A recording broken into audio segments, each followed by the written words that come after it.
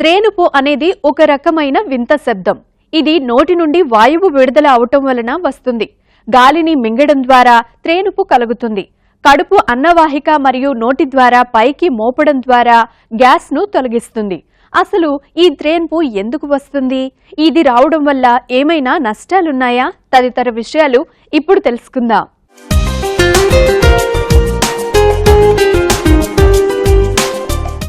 త్రేన్చడం అంటే కడుపు నిండా తినడమే అంటారు చాలామంది. భోజనం చేసిన తరువాత 3 నుంచి 4 సార్లు త్రేన్పులు వస్తే అది సాధారణంగానే భావించాలి. అయితే కొన్నిసార్లు చాలా తరచుగా త్రేన్పు రావడం, నొప్పిగా అనిపించడం వంటి లక్షణాలు కనిపించాయంటే మాత్రం ఖచ్చితంగా వేరే ఏదో కారణం ఉందనే విషయాన్ని గ్రహించాలి. సాధారణంగా మనం ఆహారం తీసుకునేటప్పుడు నోరు తెరుస్తాం. అలా తెరిచినప్పుడు బయటి గాలి నోటి ద్వారా కడుపులోకి చేరుకుంటుంది. శరీరం లోపల ఛాతీకి ఉదరానికి మధ్య తలుపులాంటి ప్రదేశం ఉంటుంది. మనం తీసుకున్న ఆహారం లోపలికొచ్చిన వెంటనే ఆ తలుపు మూసుకుంటుంది. ఇలా మూసుకోవడం వల్ల కడుపులోని జీర్ణరసాలు పైకిరావు. ఈ సమయంలో ఉదరంలో కొంత గాలి చేరుకుంటుంది. అంతేకాక మనం తిన్న ఆహారం జీర్ణమవుతున్నప్పుడు మరికొంత వాయువు ఉత్పత్తి అవుతుంది. వెంటనే మెదడుకు సంకేతాలు అందుతాయి. వెంటనే కడుపులో ఉన్న కండరాలు బిగుస్తాయి. దాంతో తలుపు తెరుచుకుని కడుపులో వెలువడిన వాయువు బయటకొస్తుంది. ఇది బయటకు వస్తూ చేసే ప్రకంపనలనే త్రేన్పుగా చెబుతారు. త్రేన్పులు అనేవి ప్రతి మనిషికి వస్తుంటాయండి. ఈ రికరెంట్ బెల్చింగ్ అనేది మరీ డిబిలిటేటింగ్గా ఉంటేనే దాన్ని గ్యాస్ట్రోఎసోఫేజియల్ రిఫ్లక్స్ డిసీజ్ అంటారు. దానికి ఒక ప్రత్యేకమైన డెఫినేషన్ ఉంటుంది.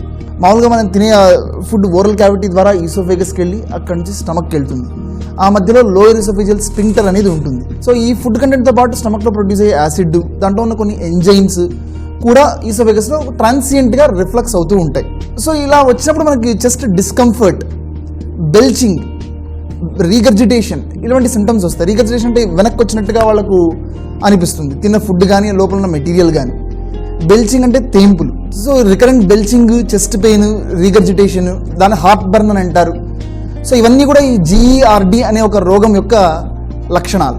ప్రతి మనిషికి తేంపులు ఉంటాయి, కానీ మోర్ ఫ్రీక్వెంట్గా ఉంటేనే గ్యాస్ట్రోఎసోఫేజియల్ రిఫ్లక్స్ డిసీజ్ అంటారు. మోర్ ఫ్రీక్వెంట్గా ఉంటేనే వాటికి మందులు, వాటికి ఫర్దర్ ఇన్వెస్టిగేషన్స్ అవసరం. దీనికి క్లోజ్ మిమిక్స్ ఏముంటాయంటే జనరల్గా ఈసోఫేజియల్ మొటిలిటీ డిజార్డర్స్, కార్సినోమా స్టమక్లు అంటే స్టమక్లో ఉన్న ట్యూమర్స్ కానీ, పుండ్లు కానీ, పాలిపులు కానీ, ఇవి కూడా ఇటువంటి తేంపులు, ఇటువంటి చిన్న చిన్న లక్షణాలతోనే వస్తాయి. అంటే కొన్ని పెద్ద రోగాలు కూడా మొదట్లో చిన్న లక్షణాల రూపంలోనే ప్రారంభం అవుతాయి. నిజానికి కడుపులో పేరుకునే గ్యాస్ వల్ల ఎంతో మంది ఇబ్బంది పడుతుంటారు. సాధారణంగా నోటితో గాలి పీల్చుకోవడం, ఆహారం జీర్ణమయ్యే సందర్భాల్లో గ్యాస్ పేరుకుపోతుంటుంది. ఇది బయటకు రావడానికి ప్రయత్నించడం వల్లే త్రేన్పులొస్తాయి.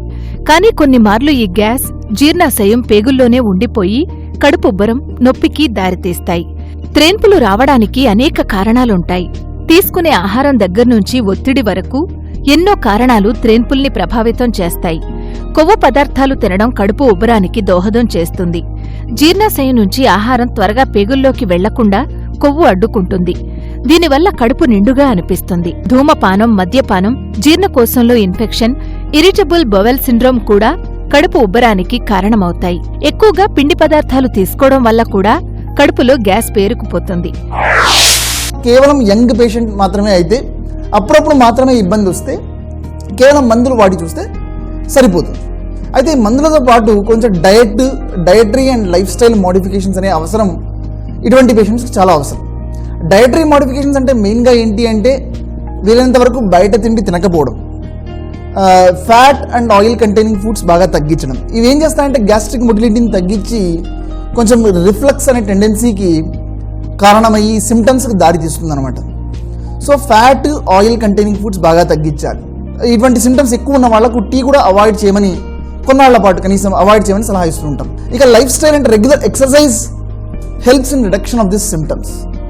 ఇక ఒబేస్గా ఉన్న వాళ్ళల్లో, లావుగా ఉన్న వాళ్ళలో ఎస్పెషల్లీ ఎక్సర్సైజ్ బాగా చేయాలి. దాంతోపాటు dietary and life style modifications ఇంకా స్ట్రాంగ్గా ఫాలో కావాలి అని నొక్కి ఒక్కానిస్తూ ఉంటాం.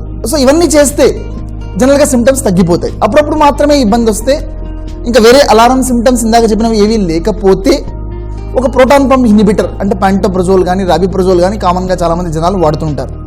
అది అప్పుడప్పుడు వాడితే సరిపోతుంది. పొగతాగే వారిలోనూ పొగతో పాటు గాలి లోపలకు వెళ్లి త్రేన్పులు రావడానికి ఆస్కారముంటుంది. పాల పదార్థాలు, పండ్ల వంటి వాటిల్లోని చక్కెర పదార్థాలు పూర్తిగా జీర్ణం కాకపోవడం వల్ల గ్యాస్ పేరుకుంటుంది. కడుపుబ్బరం, త్రేన్పులు చాలా వరకు వాటంతటవే తొలగిపోతాయి. చాలా తరచుగా త్రేన్పులొస్తున్నాయంటే ఇది బరువు, ఆకలి తగ్గిపోవడానికి కారణమవుతుంది. ఇది అన్నవాహిక క్యాన్సర్కు సంకేతం కావచ్చు. తరచూ వచ్చే త్రేన్పులు యాసిడ్ రిఫ్లక్స్కు కూడా సంకేతం కావచ్చు. దీనికి వెంటనే ట్రీట్మెంట్ తీసుకోకపోతే పొట్టలో అల్సర్ల ప్రమాదముంది. త్రేన్పులతో పాటు అతిసారం, మలబద్ధకం, వికారం, వాంతులు, బరువు తగ్గడం, కడుపు నొప్పి, తరచుగా గుండెలో మంట, మలంలో రక్తం పడటం, జ్వరం వంటి లక్షణాలు కనిపిస్తే వెంటనే వైద్యుణ్ణి సంప్రదించాలి. పొగతాగే అలవాటున్నవారు ఖచ్చితంగా తగ్గించాలి. తినే ఆహారాన్ని, మానసిక పరిస్థితుల్ని అదుపులో ఉంచుకోవడం ద్వారా త్రేన్పుల సమస్య నుంచి ఉపశమనం పొందవచ్చు.